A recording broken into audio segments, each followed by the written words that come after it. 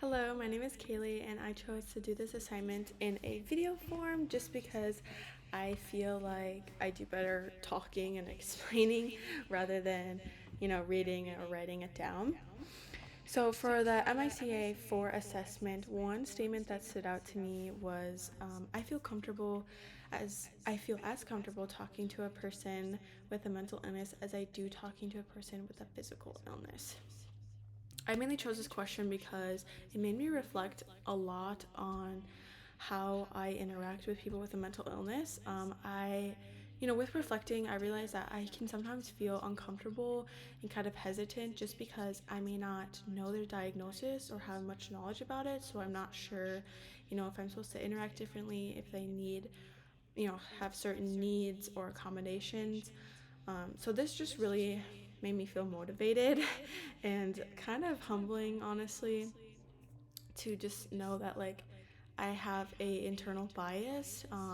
So it just really motivates me to become a better person with not judging, putting my judgment aside, and really focusing on the individual as a whole rather than their diagnosis. Just so we can have a more effective and I can talk more comfortably with people with mental illness. Then my second statement was health/social care staff know more about the lives of people treated for mental illness than do family members or friends. This question just stood out because I think I really appreciated the fact that family members and friends do a lot with patient care. It kind of just reminded me of that in this sentence, that it's not always the practitioner that knows more things and has the most experience, because family members, they are around that patient at home when the practitioner's not. They understand the history, they've known them longer, they understand their needs better. So I think my emotions I felt was appreciation towards family and friends, where like if I think about it, that they can really help in patient care. So just being more open-minded to that and kind of humbly putting myself aside and like, hey, I'm not the only one who can treat this patient and like knows what's best just because of my knowledge that I've gained or the experience I've dealt with that certain diagnosis. But really the loved ones do play an important role. So, and then the next one was the accountable health community screening tool. One of the um, ideas on the screening tool was utility, which I did not expect to be on there. So that's why I chose that, just because I wasn't aware. Obviously, I thought that housing insecurity, food insecurity would be on there. Um, and then I also don't have much experience with utility. I am 19 and living at home, so I don't understand really the aspects behind that or what the struggle can be with that. So I think, just learning more about that can help me with my patient care if someone is dealing with that area of their life. Another one is substance use. I think as a CODA, I can come across this a lot, especially people with mental health issues. It is linked to substance abuse. So I wanted to choose this just to do more research and to look into it more, just also because I don't know a lot. There's so many substances out there that people can abuse, and I don't have a good scope of all of those substances. So I really think understanding all of those symptoms and the effects that can come from each substance can be very beneficial. All right, now getting into the questions. How do you believe mental health is affected by social determinants of health? I believe that mental health can negatively or positively affect social determinants. For example, if someone has poor housing conditions, it may increase the likeliness to get sick off of mold or dust, or lack of transportation can greatly limit a person's ability to access these important resources like grocery shopping or healthcare services or employment, which can obviously decrease someone's mental health if they're not able to access like such important things like a food or their health care.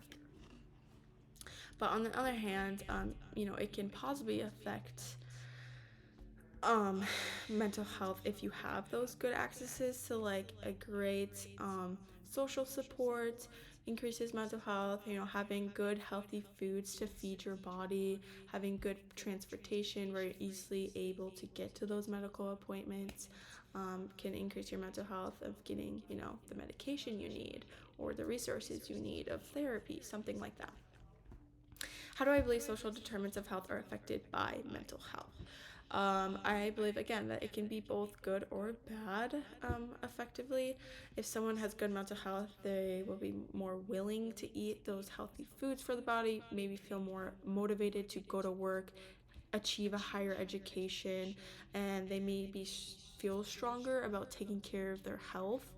Rather than, like, if you have poor mental health,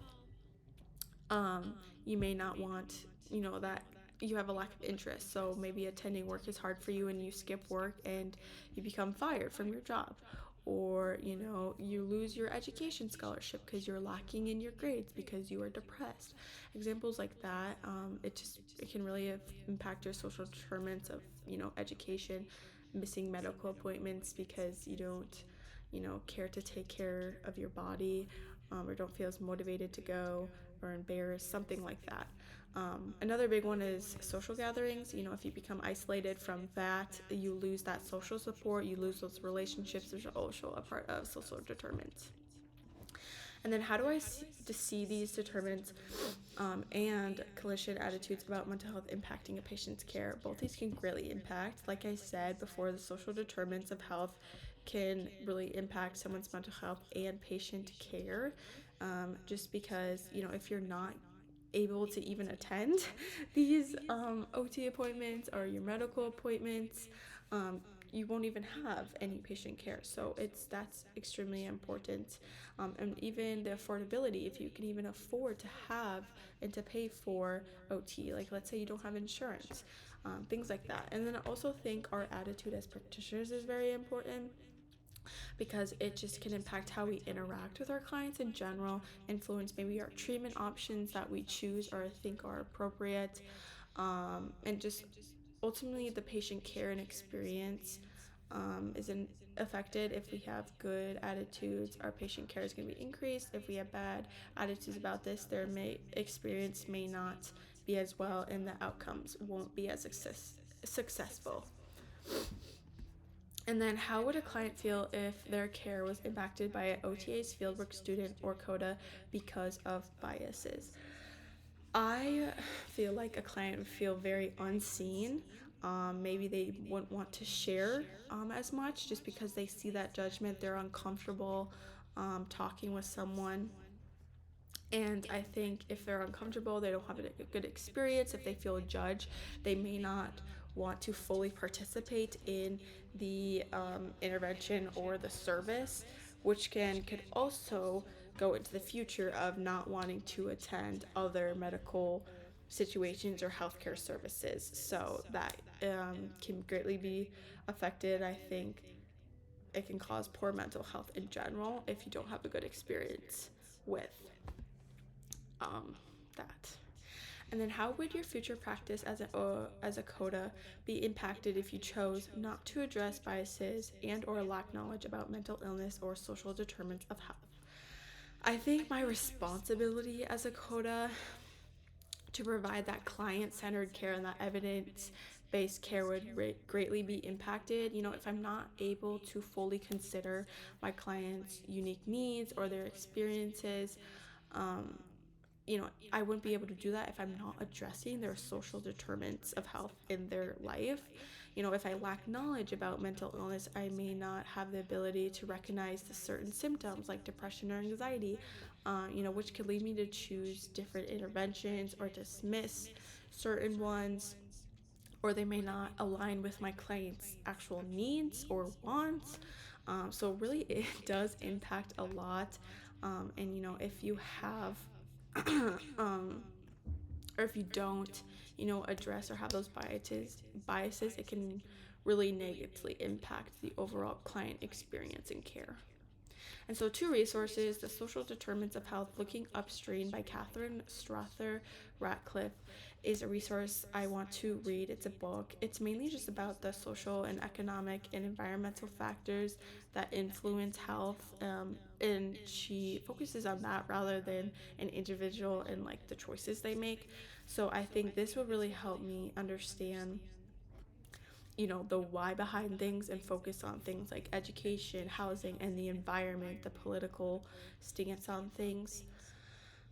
And then I also think it can just improve my overall clinical reasoning because she's focusing upstream, which just means focusing on the root of things, like focusing on the why. Why is this happening to this client and not this one? Things like that. And then overall, with learning all of this from the book, I think it will help me reduce my biases on my clients about mental health and just overall improve my attitude of mental health. And then my second one was Keys to Listening. This is an article by Donna Harris, and this article focused on non-judgmental, active listening, client care, improving your empathy, reflecting, and just overall building relationships with clients. I think I can really improve on this, so that's why I want to read it. Um, and I'm able to provide better client care and build those strong therapeutic relationships that us as OTs need to do, or codas need to do, because we need to provide client-centered care. So if we have a strong connection, that's going to be able to naturally come.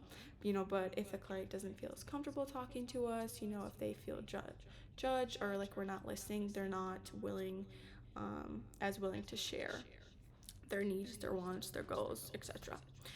So both these are pretty attainable because I love reading books, to be honest, and this is just an article, an easy, accessible article that I can read. So within the next 2 weeks, I'm going to give myself to kind of read these and get a better understanding of what they're actually about. But yeah, that's my presentation. Thank you for watching.